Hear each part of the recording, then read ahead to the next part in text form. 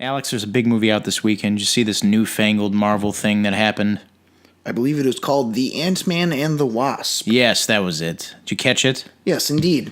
All right. So for once, we both caught the same movie, this Yes. time and again being The Ant-Man and the Wasp. Directed by Peyton Reed, did the first one.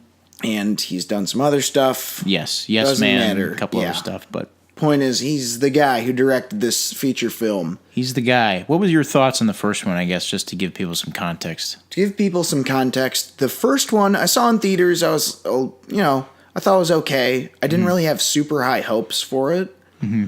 And I think the main problem it had was it starts really slow. Yeah. It's about like 45 minutes where he's not even the Ant-Man yet. And I get that it's an origin movie, but it took a little too long to finally get into the action. But it's still pretty solid. I think I'd end up giving it either like between like a 3.5, maybe a 4. Yeah, I'm kind of there too with the first one. I like the first one. It's not one of my favorite Marvel films in general, but I do like it. I think it's a very fun movie. I think Paul Rudd works as an action star. I know that was something a lot of us were worried about going into the Ant-Man movie, the first one. And no, I think he sells it extremely well. Like, the dude works as an action star, and he's very good. I like the first one.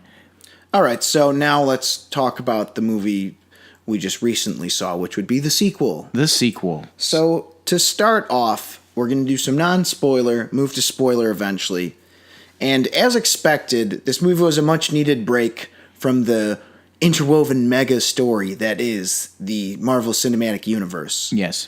Because I get that it's fun to, have nods and Easter eggs, which there are plenty if you look hard enough. But what I mean is the ones where it's like, that's building this movie for sure. Or like, oh, this person's cameoing or whatever. Right. It was just nice to have a more, bare bones, back to the basics superhero movie. Yeah, and I think that model of kind of bookending the big plot-driven, uber story movie of Avengers Infinity War with two kind of like standalone-ish movies, I think it worked pretty well for Marvel. Like, to lead in with Black Panther, give us the real meat of the year with fucking Infinity War, and then give us this palate cleanser that was Ant-Man and the Wasp.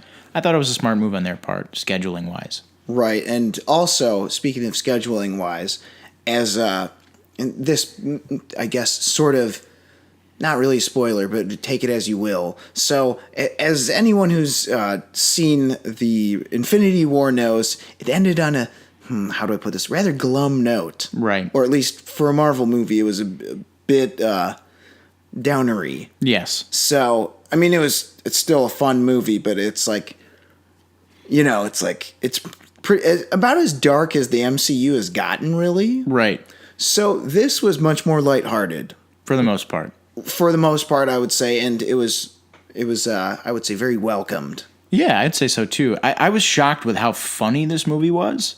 Like, I don't want to say it's like, wow, this is the funniest movie I've seen since Thor Ragnarok, because like that's not really saying much, because Thor Ragnarok is only 2 movies ago. Yeah. But for me, it's saying a lot, because I thought Thor Ragnarok was hilarious. Right. And this movie, for me, I thought it came close. Like, it's pretty goddamn funny. Yeah, there's some pretty good comedic moments. Oh, yeah. Particularly, I'll save it for spoilers. Right. But there's a moment with Stan Lee. I mean, that's not really a spoiler. He's in everything. So his line, which we'll get into in spoilers, what it was pretty damn great. Not the best cameo in the movie, though, which we'll also discuss in spoilers. Yeah. It's interesting you mentioned the comedy, because I thought this whole cast had really good chemistry. Yeah. I mean, all of them. Like what was it? The friend, like Ant-Man and his buds, like Michael Pena and like that's T.I. the other thing. Can we just talk about how great Michael Pena has been in this whole series? He is like the MVP of this movie for me. Like, every scene he's in, I'm like, oh man, what's he gonna say? Like, the guy's comedic timing is he's just really fucking good. And like, it says a lot, because like, I've seen the dude do serious shit too, and he can fucking do it. Like Fury and like End of Watch, like the guy can bring it. But like, man, he's so fucking funny in this. A lot of good shit. He kills it, and I think there's a scene in particular, again, well, god damn it, it's so fucking hard to talk about this movie without spoilers. So we'll move on from that. I also thought Hope's character was vastly improved. Yeah, she gets a little bit more development in this. Well, she gets more to do because, like, in the first one, she's just sort of like, nah, I'm a wet blanket and I have to watch. Yeah, I have a haircut like a divorced parent in a 90s children's film. You know, it's weird you mentioned that because my mind immediately goes to the Santa Claus. That's what I was. That's directly what I was. That is talking, the exact yeah. that reference smacked me right across the face. But is that not the best way to describe that haircut? It's just like it is. Can you like?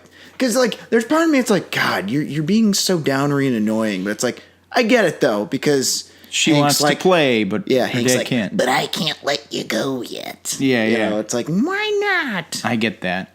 I get the angst. Yeah, so she finally gets to let loose, and she was a big part of this. And she made it work really, really well. She's half the title. Yeah, she's half the title, man. She earns that half. That's right. So what else do we got for non-spoilers? You got any notes? As far as the action goes, I thought I like the action a lot. I think it's very well composed. There's a fight scene. Well, it's not a spoiler. There's a fight scene involving Hope as the Wasp. She's beating up some baddies in a kitchen. We see it in the trailers. It's a great fight scene. It's actually a lot longer than I thought it would be. It actually kind of like starts somewhere else and then bleeds into the kitchen.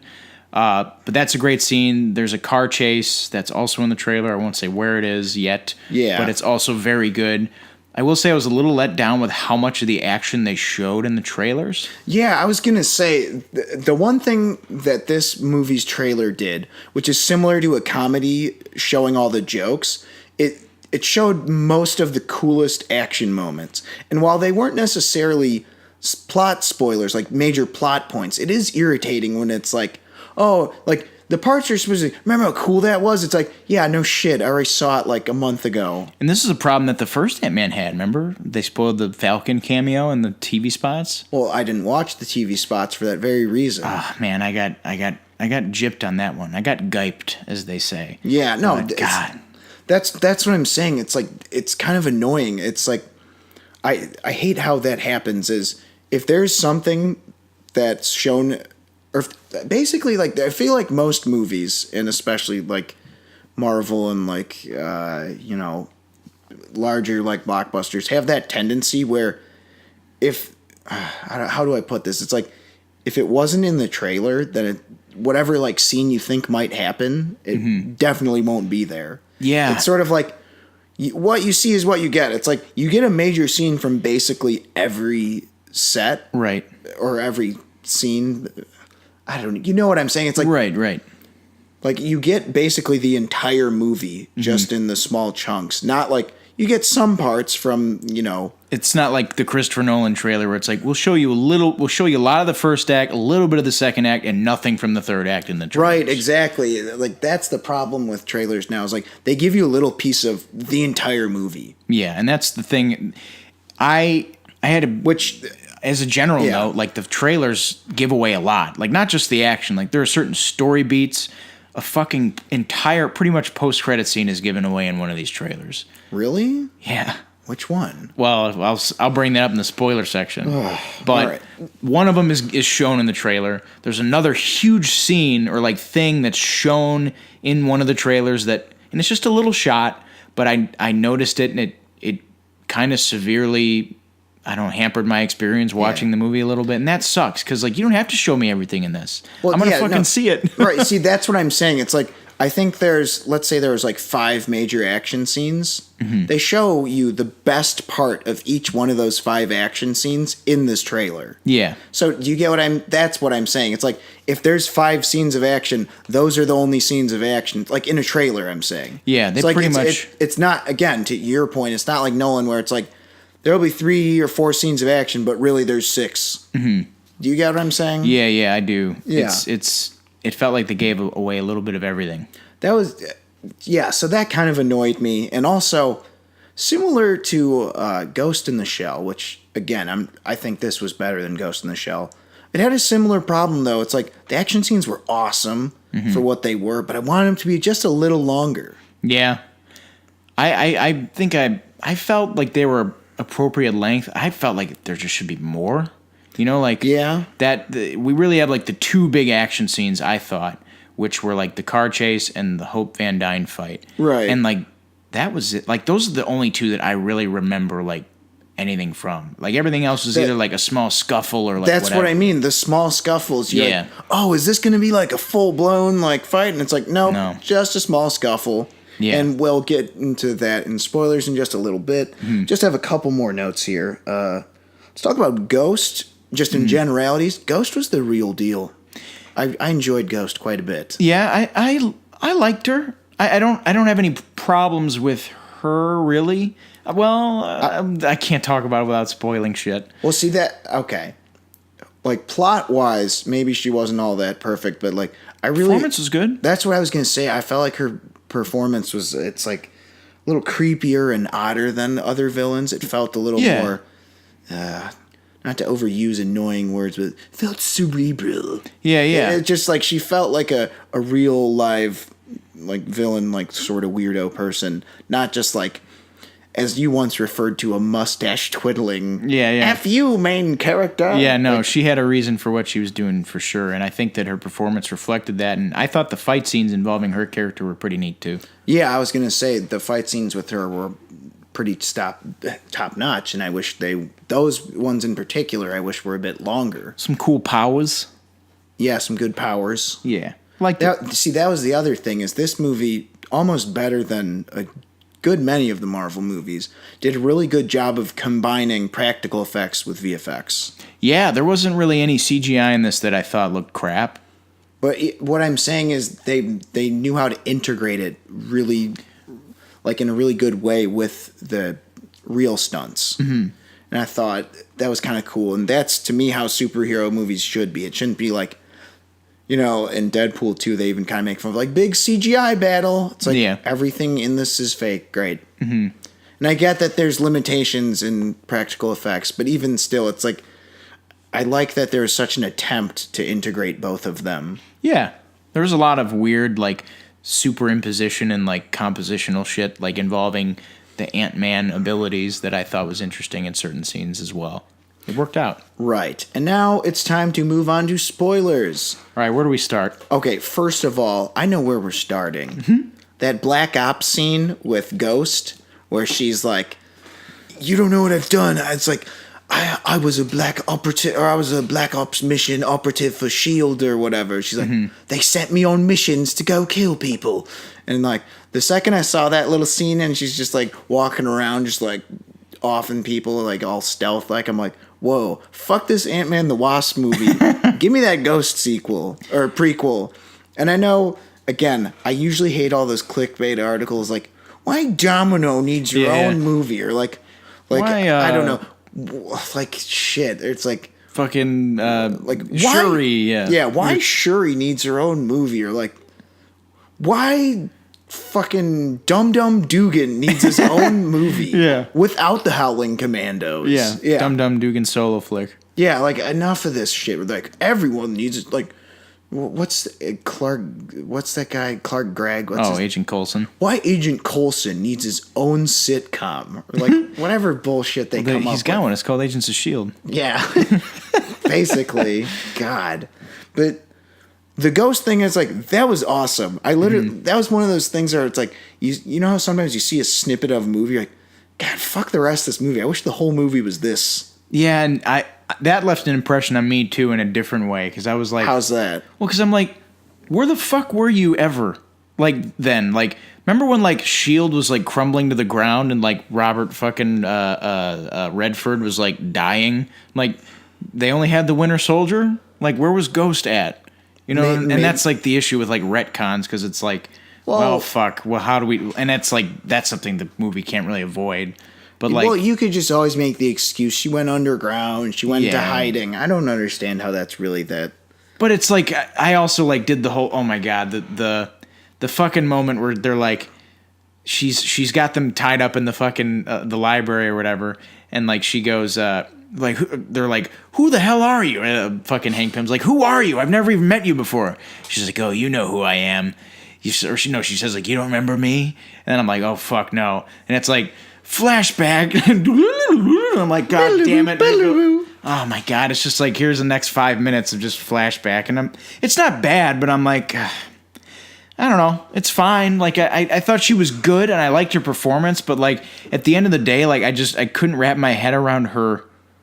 Like I got her motivation. Like she's dying and she doesn't want to fucking die. But like it's almost to the point where it's like, and they did it with Thanos too, and I told you about this, but like even fucking Hank Pym says like, motherfucker, wait. Like as soon as I get my wife and come out, you can do whatever the fuck you want in the quantum realm. But she wasn't trying to wait around for that shit. But fucking Lawrence Fishburne even says like it's weeks off. So it's like you can't fucking wait. Like you don't seem to be in that bad a shape. You're kicking ass. Like I don't know. I'm just like, come on, man. like you really that I get she's dying, but it's like we're all trying to just fucking live here. Like can't we all just fucking get along? Like I don't know. She seemed a little too. I don't know. Her goals seemed a little too reasonable for her to be such an asshole. No, okay, I get what you're saying. It's like, well, see, that's kind of the thing. I guess is like, I feel like the reason why Marvel villains have tend to be on the generic side is because generic's easy to understand. That's true. Yeah. It's like I'm evil. Fuck you. I'm gonna just like, piss in your cereal. I'm just gonna make you have a bad day. Right. You know what? I might shit in your lunchbox. I'm just going to make you have a bad day. There was another thing about her character that was like they never brought up, which was like her dad's a fucking traitor or whatever. Who? The dad. Remember they said like, well, what's his name? Lawrence Fishburne's like, you remember such and such guy, her dad, and he's like, you fired him and he went on to build that thing by himself and then he died in the process. And it's like in that scene immediately after where they escape, he's like, well, what Lawrence Fishburne didn't tell her is that her dad was a traitor and he was giving secrets to the fucking Hydra or whatever the fuck. And I'm just like, I don't know. Why didn't, I'm like, tell her that. Like, what the fuck? Like, fix the fucking problem. Like, obviously, she's the problem of the movie. Fix her. And, like, it doesn't seem like she's impossible to, like, reason with. Where it's like, look, I know you're dying. We want you to not die. Can we go down together? And, like, can we talk this out? I don't know. It was good. And I like that I like Lawrence Fishburne's character a lot, actually. I like that at the end he's really like, him and Hank Pym have that like come to Jesus moment. They're like, all right, fuck it. No, yeah, see, that was actually one of the things I liked about the movie was Bill Foster, played by Lawrence Fishburne. That one shocked me. Who later goes on to be one of the villains, essentially. Well, essentially, yeah, but I was going to say in the comics he's Goliath. Yeah. So... And they of course mention the name Goliath and mention how big he got or whatever. 23 feet or 23 feet? Yeah. So I liked that he kind of turned out to be a villain, but at the same time it was a little more complex. Yeah. But what I was saying earlier is the reason why it's harder to do the gray area. It's like there's usually like a really easy, there's usually some, hole you can poke in that theory. Right. Like, well, why don't you just go together? I get that, but I feel like she's like, no, fuck that. I don't trust you. I have no reason to trust you. So I don't understand what you're getting all bent out of shape about here. Well, I wasn't bent out of shape, but I was, I don't know. I couldn't help but like bring back like fucking Whiplash. Like it felt like Whiplash from Iron Man 2. Like, you remember me? I'm this guy you fucked over in the past. Or like your dad fucked over in the past. It's just like, all right.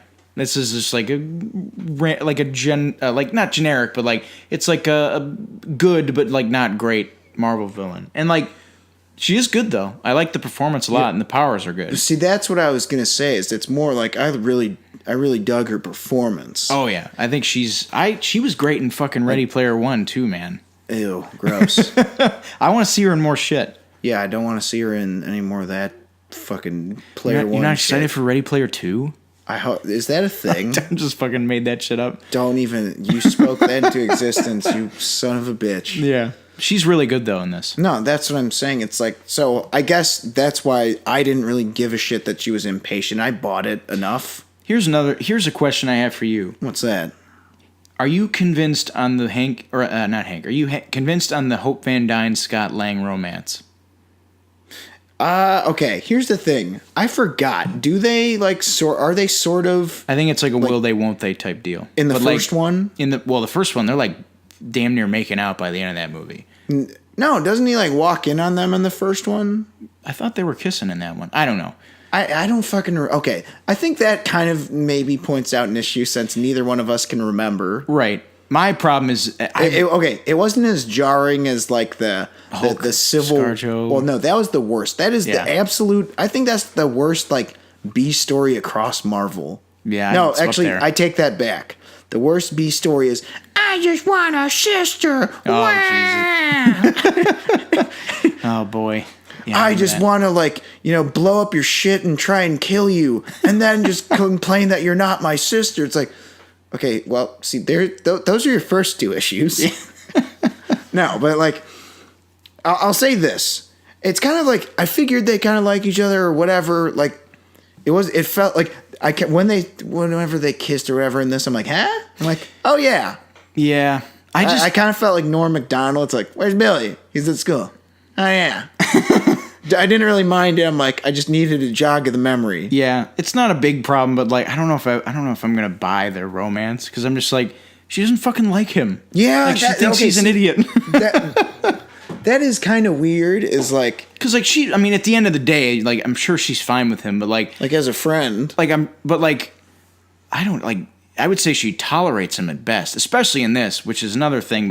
It bothered some people, not others. But like Scott Lang is a fucking idiot in this movie. He's a complete moron in this. Which is weird because he's he fucking robs Hank Pym's house in Ant-Man 1. So like, yeah, they kind of pulled a Peter Quill on him. Yeah, he's a security expert and all that shit. He starts the ex-con company or whatever the fuck. Yeah, so it's like, I'll agree he was like a little bit too much of a moron. Yeah, and it's not like bad. Like it's just noticeable. Like, okay, so he's the butt of a lot of jokes in this time around. Yeah, no, okay. So I guess it'd be this.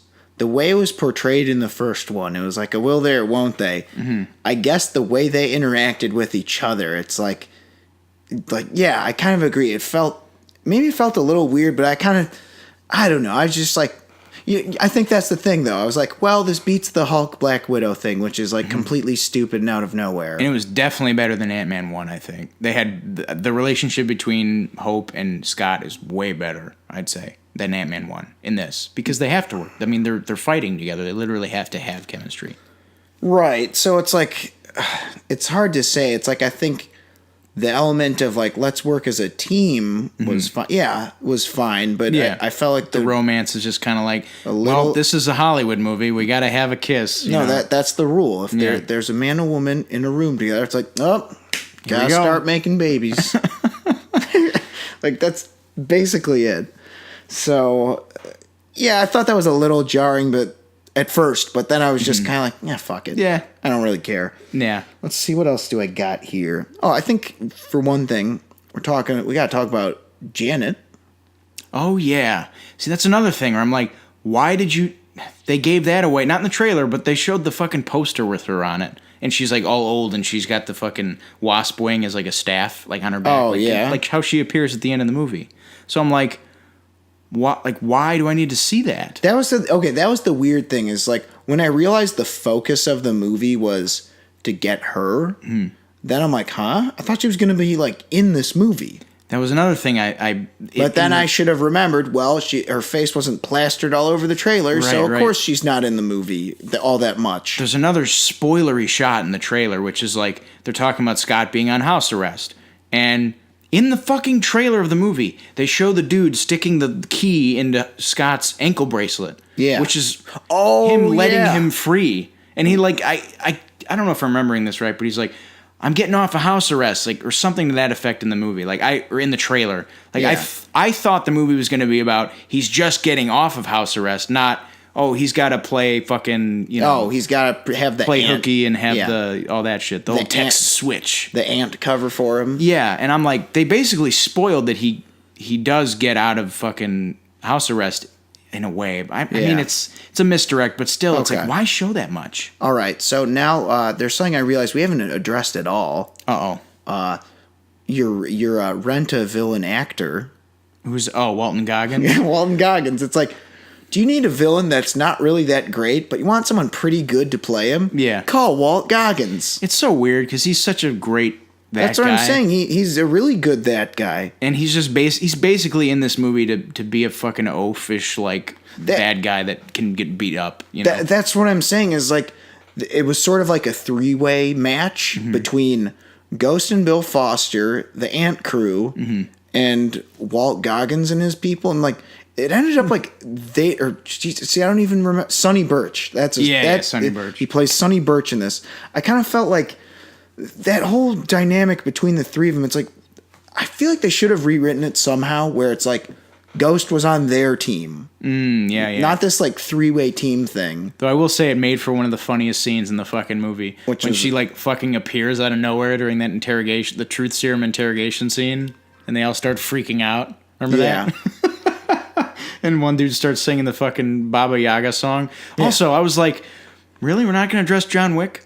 Yeah. I was like, this is the same Baba Yaga, and I'm like, it's 2018. John Wick Chapter 2 came out last year. Well, I'm kind of glad they didn't. Yeah, because it's like reference-itis. No, yeah, it's like, have you seen this? Yeah. But still, oh man, I will say. Also, speaking of the truth serum, how great Michael Pena stealing the fucking show. Oh my god, with the truth serum. He's he's fucking a supreme comedic actor. I think I could watch like, like an 8-part series of just him telling that story and having people lip sync. Yeah. And he should have his own fucking solo movie. Oh, Jesus Christ. Okay. There we go. Nope. Oh, I fell into it. Yeah. I've become what I hate. No, but he is a huge standout character, though. Like, for sure. I would not, no. You wouldn't see an 8-part miniseries. No, I just want to fucking go on the record and take that back. But would you see a Marvel one-shot starring Michael Pena? Yes. Okay, something of that. I'm just trying to say, like, he's done a good job at that shit. Oh, yeah. I would say, like, he kicks the shit out of Kat Dennings and Thor. You know, like... Well, that's not difficult. But, like, even, like, who are some other side characters? Like, fucking Happy Hogan. Like, I get... Like, Happy Hogan has, like, 2 or 3 lines. He's all right. He's not, like, the standout. They've just made him an asshole over time. He went from, like, I'm the sidekick, and now he's in, like, Spider-Man Homecoming. It's like... Can I call Mr. Stark? No, fuck you, kid. Yeah. It's just, he hasn't been cool since the blast. Yeah, just like, can you tell Mr. Stark that, hey, Peter, why don't you can you eat a dick? He hasn't been the same since the blast, man. Iron Man 3. Yeah, dude, maybe he's just a jerk. Changed him. Not the same happy. You're not happy. Yeah, he's not a happy. You're not the happy we... All right, so anyway. Back to this, though, and back to the... 23 2-hour episode series starring Michael Pena's character as Luis, and it's just all about him and X. Yeah, no, it's an X-Con the series sitcom. Yeah, sitcom. I don't know, man. That doesn't sound all bad. Like that again. It's like they're fucking funny, man. Like T.I. doesn't even have a lot to do in this, but like the dynamic between those 3 guys is just they're a funny bunch. I like them. They're a good bunch. They work well. I don't know if I'd watch a show, but I wouldn't be up in arms about it. No, I'm being you're being facious. Yeah, I'm being facetious. Yes, I'm just joshing ya. One of the things I really liked was the added dynamic, the family dynamic between like Scott Lang and Judy Greer and Bobby Cannavale and. That's worked well, especially with his daughter. Yeah, that worked well. I mean, the way the movie opens, in a way, I mean, it opens with that kind of like recap of Ant-Man 1. Yeah. But then it opens with like that real like, adorable fucking scene where he's just being a good dad. Yeah, because he's on house arrest. He builds that ramp and all that shit. Yeah, I was like looking at my dad. I'm like, we never did this shit. I'm just kidding. There you have it, folks. Robert's daddy issues. Yeah. Robert's just having sour grapes that he never had his dad build him a ramp. We didn't have a ramp down our knot deck. Yeah, a ramp with the ant ride. Yeah, what the fuck? Yeah. But it's a good dynamic. And I like the... Well, speaking of family dynamics, it's like, again, this is how you do the family scenes, Guardians of the Galaxy 2. Take notes. Yeah. Because it's like, she's been gone for 30 years. Right. So it's like, it's a little more warranted that they have, like, an emotional moment there. Or, like, that they have, scenes of outright frustration when shit's going wrong. It's just like, the emotional scenes, like, they carried enough weight to not be, like, too cheesy or too, like, out of nowhere. They weren't jarring. Whereas, like, the subtext behind a lot of, like, Peter Quill's like daddy issues is like, I have a dad. Yeah, it's like, oh yeah, Here comes enter Kurt Russell. Yeah. And it's like they're playing catch with the ball. Yeah, it's like, and I'm like, is this supposed to be funny? That's what I thought that. It's like, I feel like I'm not laughing. Should I be laughing? Should I be? Like, I'm like, this is dumb. But yeah, it worked out. Like, again, they didn't do anything like weird with those scenes. Mm-hmm. I think this had balance tonally. Yeah, I'd say my main gripe is like the villain like shuffle like switcheroo kind of thing, because like the MacGuffin was the piece. Yeah. So that they could get to the quantum realm. Right. Like, I don't know. I just feel like it shouldn't have been like the 3-way like free for all. It should have been like maybe Ghost like has some things going on where she's still not like fully villain, because I kind of like that. It sort of reminded me of most of the original Sam Raimi Spider-Man villains. How it's like a lot of the villains aren't like, they don't want to be, they're just flawed. Or but I will say, when that three-sided die, if you will, converged, when it was working, or when it did converge, I thought it worked. I like the car chase scene at the end. Yeah, I thought the car chase was fine. Other than that, it did feel a little disjointed, where it's like there was a part where, like, I think that part where Walton Goggins shows up to ex-con, I think that's the first time we see him since he gets his ass beat in that hotel restaurant. Like, yeah. Right? And so it was weird. I'm like, oh, he's back, you know? Yeah. So, it didn't work entirely. But... What were you gonna say? Well, no, it's just it's not the worst it could have been, but it could have been a lot better. Yeah, that's kind of how I feel. So overall, I would say, based on the lack of longer action scenes and a tiny bit of lack of clarity. Well, actually, I would say some major lack of clarity between the plot, I guess, and the way it played out. The sides. Yeah, I mean, it's not that it wasn't clear. So clarity is not the right word. It's just the execution of how those things all played out was kind of, I don't know, like kind of mediocre in a lot of ways. How do you feel about the post-credit scenes? Oh yeah, let's get to those, and then we'll spoiler. Well, the one was spoiled in the trailer. The ant playing drums. Yeah, that's like, what the hell? I waited around for this. Was I the only one that was like one of the only jokes that was like severe miss? Was the ant shit where he's like in the bathtub and like eating Doritos and shit. I'm like, I was more like, how the fuck is that happening than laughing at it. I was just like, what? Like, how? Like, I didn't think it was that funny. I don't know. I didn't mind. I thought I got like a out of me. Just like, got a smirk. But yeah, that second post-credit scene, not the big one. What do you think about the big one? Let's talk about that. So they're going to go and they're like, we're going to help our friend Ghost. Even though she tried to murder us, we're like, no, yeah, cool. Water under the bridge. Again, I'm willing to overlook that, because she's like, no, I'm not really evil. Maybe she'll appear in the second Real Avengers. quick, though. So the last fight scene, I'm like, come on. That was like 30 seconds. Oh, yeah. It was nothing. Oh, man. Ghost's a tough opponent. And it's like, no, dude, stop. We can get you healed. And she's like, oh, okay. And then they're like, all right, fuck it. Now we're friends. It's basically like a not as bad Deus Ex Machina, you know, where it's just like, I have healing powers now, and it's like, okay, it's like, it's not a Deus Ex Machina, because it's like, they set it up like 2 scenes before, but it's still pretty not right, because she wants to extract the quantum particles, and it's like, dude, I've been living in them for 30 years. Yeah, it's like, trust me. No, I get that, and they set it so what it slows down the process, but doesn't finish healing her. I guess so. No, see, that's kind of what I was a little confused. I'm like, so is she healed or not? What the fuck's going on? Yeah, the science in this, it made less sense than in one, I will say. Like the science just a little of one, bit. There's like other shit where it's like, we don't know how to get her out of the quantum realm or whatever. It's like, what happened to putting those fucking shrink/enlarge things in his belt like he did at the end of Ant-Man 1? And just shutting it. Like, what the fuck happened? Well, they're having problems with them. Well, even that, it's like, with her, like, just give her some of those. Like, have her eat them. Some bullshit. Like, the science, like, felt like it took a bit of a back seat in this one. Like, it's just like, quantum. It's just like, what's going on?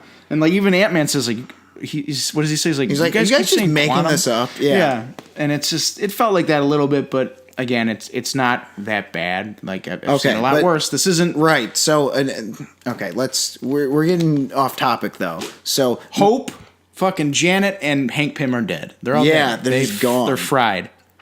Left a bit of a sour taste in my mouth. I kind of love that. I'm like, whoa. It's like, so that's how it's going to be, huh? Yeah. But of course, they're not really dead because sequel. Well, actually, no. I mean, for this, at least, it's not like Ant-Man's coming out next year again. Well, we know Ant-Man gets out at least because like he's a part of the next. But I think Avengers team. that is a cool. How do you put it? Like cliffhanger. Yeah, it's cool, but like it did kind of take the wind out of the sails of like this palate cleanser. Oh yeah, where it's like what a happy like. And it's like, You know what it reminds me of? what? To bring up a Mulan reference. What if we want a girl worth fighting? And there's just like a valley of like Go to dead the bodies. shitty town, or the shitty battlefield after Yeah, that. there's just like dead bodies. There's just like a goat like, help me. Yeah. I mean, kill me. Yeah, it even ends that way, like, or it leads up to it, like There was no goat that says "kill me" in Mulan. No. But maybe there should have been. Maybe, It was severely lacking. yeah, in it was, such you know, things. you know what? I'd give Mulan a -7 out of 5. The action was good. But lack of dead goats, begging to be killed when they find the shitty town at the end of the "Girl We're Fighting For" song. Yes. Jesus Christ, we're okay. Stick to topic here. I forgot what I was gonna Oh no, I remember what it was. Quantum Realm. We're saying how it's like. I was saying, okay, so I made the Mulan comment because I'm Yeah, like, yeah. wow, way to like undo, like way to be a Debbie Downer on your fun times. I just realized that the movie even ends with the fucking Partridge Family song. Like, what's the fucking one that they end it with? I don't know. It doesn't goddamn. matter. It ends with like a montage of like them being a family and all this shit, and it's like super happy and like, oh, and I'm like, oh yeah, that's right. Here comes the fucking someone's gonna die. I thought they were gonna kill Cassie. Where was Ghost, by the way? Like in that last scene? I don't know. She could be dead. What? Well, I mean, she might have gotten fried too. I guess that cures her. No, but that's what I mean. They're like, we got to get this for our friend Ghost. By the way, she's not here. Well, she like ran away, I guess. But then, even then, I was like, when they were doing that, I was like, I had that discrepancy too. Where I'm like, didn't they cure her? Well, Did they prolong it? But that's what I'm saying. It's like it kind of was like, well, never mind. Sonny Birch like didn't count. He's in jail, and like, who the hell cares where Ghost is? Like, that's what I'm saying. Is like, it all kind of felt like, well, this was just all a wild goose chase. Also, who is his boss? Yeah. Who cares? There's some theories that they're saying is Norman Osborn. Norman Osborn, or it's nobody. Like, what a lame. A dead ass fucking lead in a story. Or like Justin Hammer. It's like, who cares? None of these things are going to happen.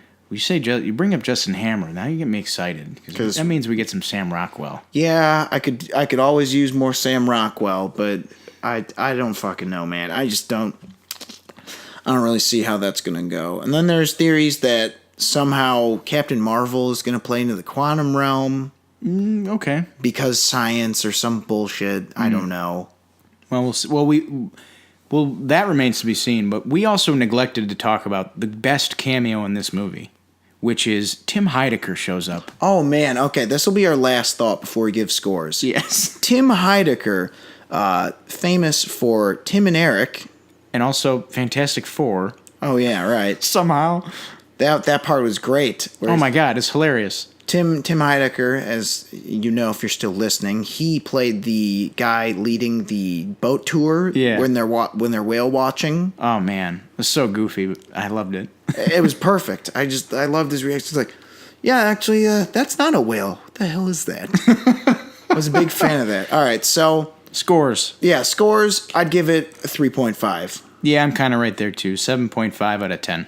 All right, so you average that out of our lovely out of 15 scale, and you get the score of 11 out of 15. So 11 out of 15 from Alex and Robert for The Ant-Man and the Wasp.